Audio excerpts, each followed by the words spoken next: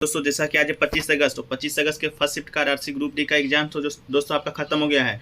तो जिन लोगों का एग्जाम था आशा करते हैं कि अच्छा गया होगा। तो दोस्तों आज की इस वीडियो में 25 अगस्त फर्स्ट शिफ्ट में पूछे गए जीके साइंस करंट अफेयर्स के अधिकतम क्वेश्चन मुझे प्राप्त हो गए। तो दोस्तों उसके उत्तर को मिलाने का प्रयास करेंगे, जो कि दोस्तों क्वेश्चन आपका 100% रियल ऑथेंटिक प्रश्न है। किसी प्रकार की समस्या होता है दोस्तों, अगर आपको पीडीएफ चाहिए होता है तो आपको ज़्यादा कुछ नहीं करना है, यूट्यूब चैनल को सब्सक्राइब कर लीजिए और दोस्तों पीडीएफ लिख के व्हाट्सएप नंबर में मैसेज कर दीजिए। तो चलिए दोस्तों शुरू करते हैं आज का प्रश्न कैसा कैसा आया था। तो दोस्तों जो पहला प्रश्न देखने को मिला वो दोस्तों आपको देखा गया था पॉलिटी से कि 42वें संविधान संशोधन 1976 आपका राइट आंसर था। लेकिन प्रश्न आपका यह था कि समाजवादी, पंथ निरपेक्ष और लोकतांत्रिक गणराज्य जो 3 शब्द आपका जोड़ा गया था वो किस संविधान संशोधन के तहत जोड़ा गया है। तो उसका जो राइट आंसर था दोस्तों आपका 42वें संविधान संशोधन 1976। तो 42वां संविधान 1976 दोस्तों आपका सही आंसर था। 1976 के द्वारा संविधान के प्रस्तावना में संशोधन किया गया था दोस्तों, और भारत को प्रभुत्व संपन्न लोकतांत्रिक गणराज्य के स्थान पर प्रभुत्व संपन्न समाजवादी, पंथ निरपेक्ष लोकतांत्रिक गणराज्य के रूप में वर्णित कर दिया गया था।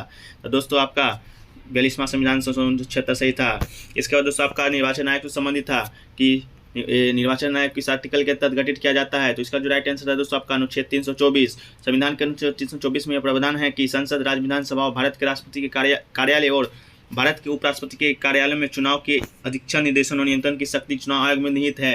तो दोस्तों आपका आर्टिकल 324 आपका बिल्कुल राइट आंसर था। तो जिन लोगों ने करेक्ट किया होगा आपका बिल्कुल सही होगा। अगला क्वेश्चन दोस्तों आपका हिस्ट्री से आया था कि जैन धर्म में दिगंबर को किससे संबंधित है। तो आपको बता दें दोस्तों दिगंबर जैन धर्म के दो संप्रदायों में से एक है। दूसरा संप्रदाय आपका श्वेतंबर, पहला आपका है दिगंबर।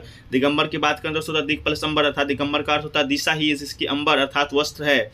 जो दोस्तों वस्त्र धारण करता है वो दोस्तों आपका दिगंबर कहलाता है। दिगंबर संप्रदाय के अनुयायी मोक्ष प्राप्त करने के लिए दोस्तों नग्न तब को मानते हैं, मतलब कपड़ा उपड़ा नहीं पहनते हैं। दोस्तों दिगंबर में स्त्री मुक्ति को निषेध किया गया है, स्त्री दिगंबर संप्रदाय में नहीं जा सकती है। वहीं पर दोस्तों सितंबर की बात की तो सितंबर जैन धर्म की 2 प्रमुख शाखाओं में से एक है, दूसरा का दिगंबर कहा जाता है। और दिगंबर जैन आचरण कठोर होते हैं, जबकि सितंबर जैन धर्म उदार होते हैं। दोस्तों सितंबर दोस्तों आपका कपड़ा धारण करते हैं, व्हाइट कपड़ा, तो इस बात को दोस्तों याद रखना है। अगला क्वेश्चन पूछा गया दोस्तों कि बंगाल टाइगर किस प्रकार के वनों में पाए जाते हैं। तो दोस्तों बंगाल टाइगर की बात करें तो ये दोस्तों आपका सुंदरवन वन में दोस्तों आपका पाया जाता है। अगर ऑप्शन आपका ये नहीं था दोस्तों तो कमेंट सेक्शन में बताइएगा कि आपका किस प्रकार का ऑप्शन आया था। जैसे बागमती प्रदेश तथा झारखंड के वनों में, पश्चिम बंगाल के सुंदरवन तथा हिमालय क्षेत्रों में पाए जाते हैं। तो दोस्तों आपका तो क्वेश्चन ये था, लेकिन ऑप्शन मुझे नहीं मिल पाया, तो इस कारण आंसर को करेक्ट नहीं दे पा रहे हैं। अगला है दोस्तों नाबार्ड का फुल फॉर्म आपका आया था कि नाबार्ड का फुल फॉर्म क्या होता है।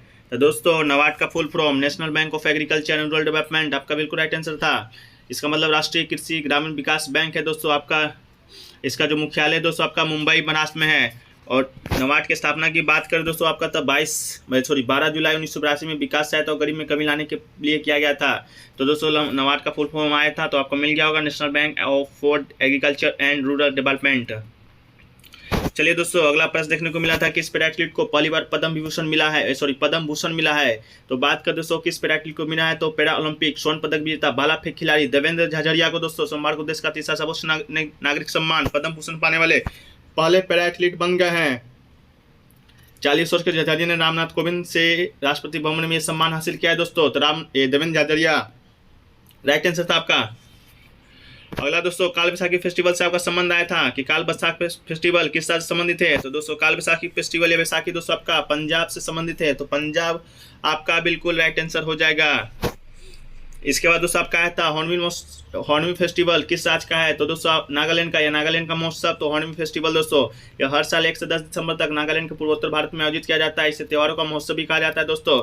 नागालैंड राज्य कई जनजातीय त्योहारों का घर है दोस्तों, और नागालैंड अपने त्योहारों को पवित्र मानते हैं, इसलिए इन त्योहारों में भागीदार आवश्यक है दोस्तों। हॉर्नबिल महोत्सव आपका नागालैंड आपका बिल्कुल राइट आंसर हो जाएगा। अगला क्वेश्चन आया था दोस्तों कि मृत पौधा में कौन सा कार्बनिक निकलता है। तो दोस्तों आपका 4 ऑप्शन दिया गया था, पेट्रोल, डीजल, कोयला, जीवाश्म। जिसमें आपका राइट आंसर दोस्तों जीवाश्म का शायद आपका राइट आंसर होगा। अगला दोस्तों आया था कि 2023 में अंतर्राष्ट्रीय ओलंपिक समिति का बैठक कहाँ आयोजित किया जाएगा। तो दोस्तों IOC सेशन 2023 अगले साल मई या जून में मुंबई के जियो वर्ल्ड सेंटर में आयोजित किया जाएगा। तो दोस्तों आपको आंसर मिल गया होगा, मुंबई आपका बिल्कुल राइट आंसर था। भारतीय ओलंपिक फेडरेशन IOC ने 2023 में मुंबई में अंतर्राष्ट्रीय ओलंपिक समिति IOC की अगले सत्र की मेजबानी के लिए बोली जाती है। और IOC सदस्यों की यह बैठक हर साल कम से कम एक बार आयोजित किया जाता है। अगला दोस्तों आपका आया था सिंगापुर, श्रीलंका में कौन सी भाषा बोली जाती है, जो कि दोस्तों आपका भारत से मिलती जुलती है। तो दोस्तों सिन्ही भाषा, जो कि दोस्तों श्रीलंका में बोलने जाने वाली सबसे बड़ी भाषा है। तो दोस्तों अगर सिन्ही भाषा नहीं होगा तो कमेंट सेक्शन में बताइएगा कि आपका कौन सा भाषा था।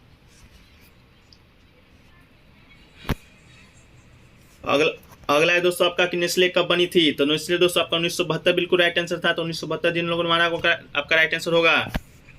अगला क्वेश्चन पूछा गया था तो भारत किसके साथ पानी के लिए समझौता किया है। जल विद्युत समझौता है दोस्तों। तो भारत और भूटान के बीच आज 600 मेगावाट की गली बोझुजोवी हाइड्रोलिक प्रोजेक्ट को लेकर समझौता पर हस्ताक्षर किया गया है। तो दोस्तों आपका भारत और भूटान आपका राइट आंसर होगा। भूटान भी आपको ऑप्शन में दिया गया था। नेपाल, भूटान, पाकिस्तान, अफगानिस्तान आपको दिया गया था ऑप्शन में, जिसमें भूटान दोस्तों आपका राइट आंसर होगा।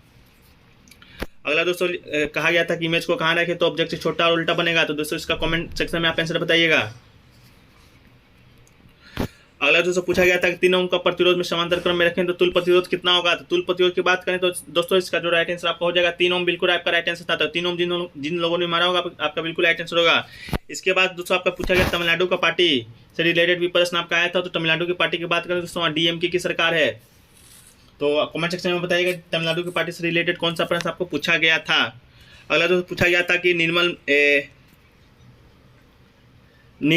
में से कौन सा दुर्बल है। आपका 4 ऑप्शन दिया गया था, जिसमें शायद दोस्तों CHO4 भी दिया गया था। तो CHO4 आपका होगा तो बिल्कुल आपका राइट आंसर होगा। इसके बाद दोस्तों मेथिल अल्कोहल से आपका एक प्रश्न आया था। तो मेथिल अल्कोहल का दोस्तों फॉर्मूला होता है CH3OH। दोस्तों आपका बिल्कुल राइट मेथिल अल्कोहल का फॉर्मूला होता है। अगर इससे आपका कोई प्रश्न आया हुआ तो। इसके बाद दोस्तों आया था कि प्रोटीन के पाचन में कौन सा प्रोटीन आपका काम करता है। तो इसका राइट आंसर दोस्तों पेप्सिन था।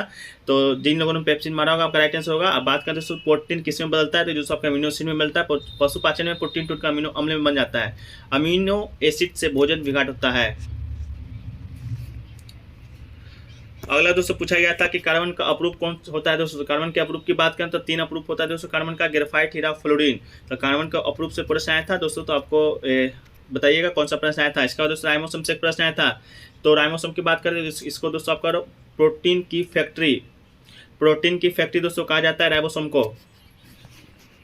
इसके बाद दोस्तों इलेक्ट्रॉन व्हीकल किस बैंक की सहायता से किस बैंक की सहायता से बनी हुई है। दोस्तों आपको इस तरह का एक प्रश्न आया हुआ था। तो इलेक्ट्रॉन व्हीकल की बात करें दोस्तों तो किस बैंक की सहायता से बनी है। तो इसका ऑप्शन या क्वेश्चन क्लियर नहीं है। तो दोस्तों इसका आंसर बताना मेरे लिए मुश्किल है। तो आप कमेंट सेक्शन में बताइएगा अगर आपको कोई क्वेश्चन मालूम होगा तो।